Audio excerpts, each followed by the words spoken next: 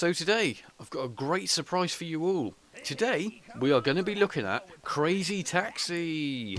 Now, normally you would think, okay, PS2, Dreamcast? No. Android, Google Nexus tablet. Now you're shocked.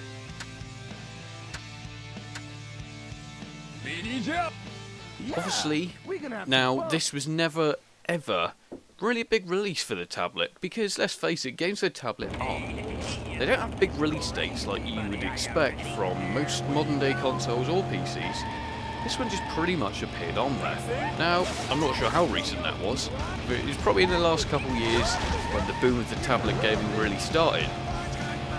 So I thought I'd give it a go, because at the end of the day, this game cost 69p, I believe. I think it was in the sale. I'm pretty sure it doesn't really cost really much more than that now anyway. But yeah, 69p, and I thought, well, I love Crazy Taxi on the Dreamcast, and obviously the arcade.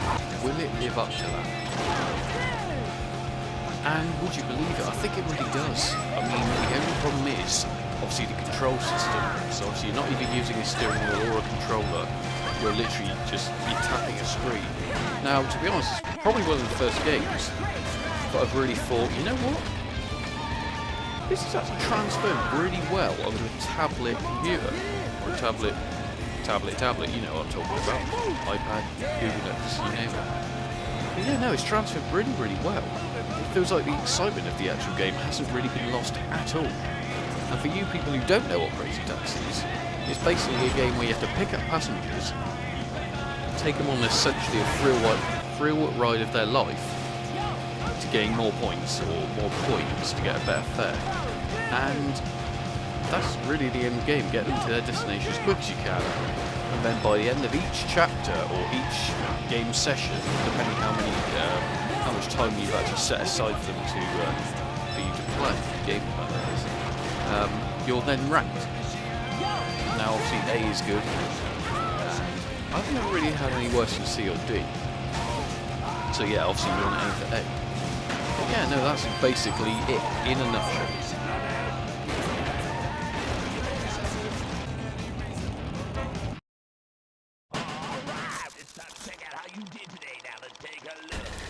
I mean, let's face it, if you look at how much money I've just earned from doing about 3 minutes work, you'd want to become a taxi driver, wouldn't you?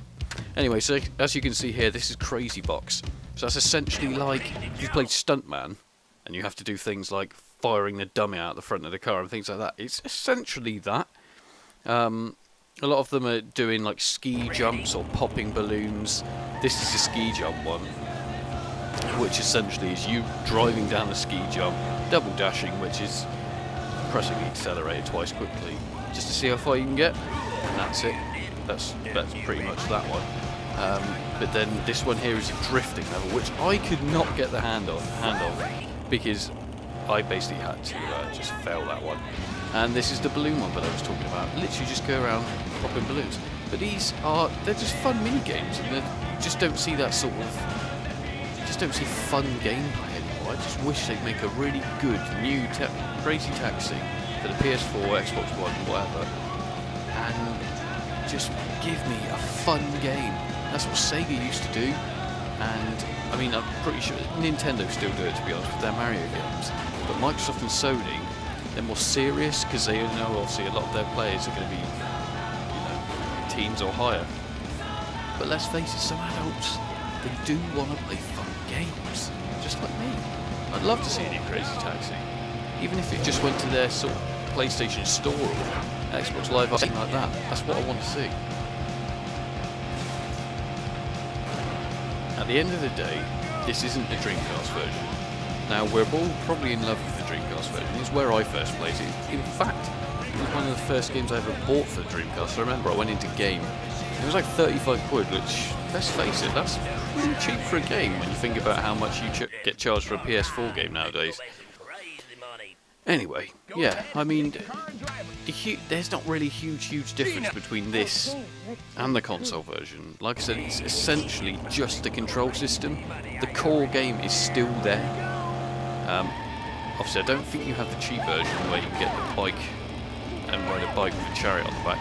Definitely do that. But apart from that, it's nigh on identical. So if you haven't played this game, like I said, you already know what it is because I've just told you about it. You really should play it. It's just fun. It's a sort of game you can literally just pick up and start playing. You don't have to know anything about it. There's no storyline. It's just a good arcade game. You don't really see many arcade games, do you, that really make it onto any other systems, even consoles. There was another game, I'm not sure if it's made by the same people, where you're on a safari and you essentially have to catch animals with your jeep, chasing them around and sort of catching them. I'm pretty sure it's the same people. I'm not sure it's something safari or I don't know.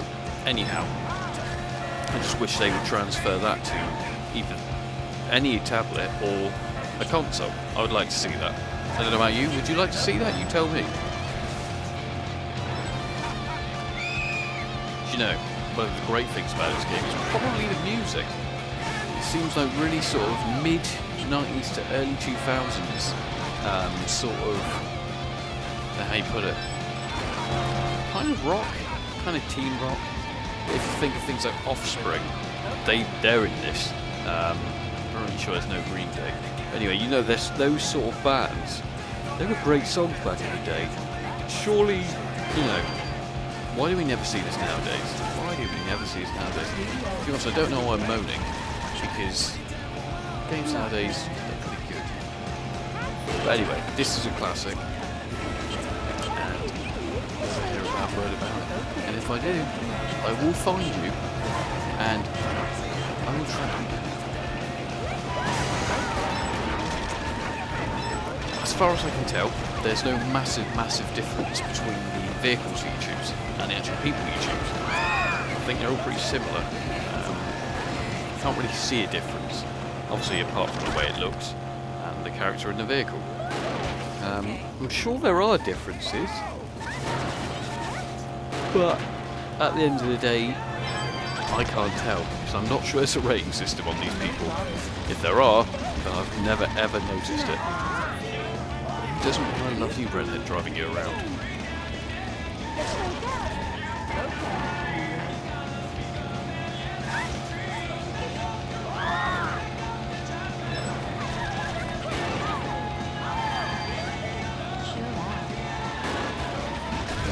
So on reflection, I'd have to say, or you did say, you have to get this game. It's an absolutely amazing game.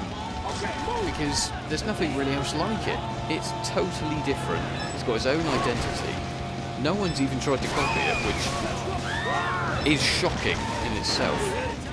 But personally, I'd say get the Dreamcast version. If you've got a Dreamcast, get this version. Dreamcast version, not this game version. If you don't have that, and you don't have the PS2, get this version, because it is nigh on identical. It's just the controls are different, and if you're really not too worried about that, then you play it. It's cheap, it won't cost bugger all. Whereas if you buy the console version, yeah, it might be a little bit more. It's not going to cost a lot because it's not rare, but it's just a stunning game, and it's really what an arcade game should try to be if they're ever going to be put onto consoles. You just convert them and make them like this, because it's no different. Everything that's featured in the Dreamcast version or the arcade game. Anyway, I hope you enjoyed this. It's Al from Games Re-Up. I hope I see you soon, and I really do hope you enjoyed this, so please like, subscribe or comment. I'll see you all soon, guys, alright? It's Al signing out. Come back next time and show us your best. Game over.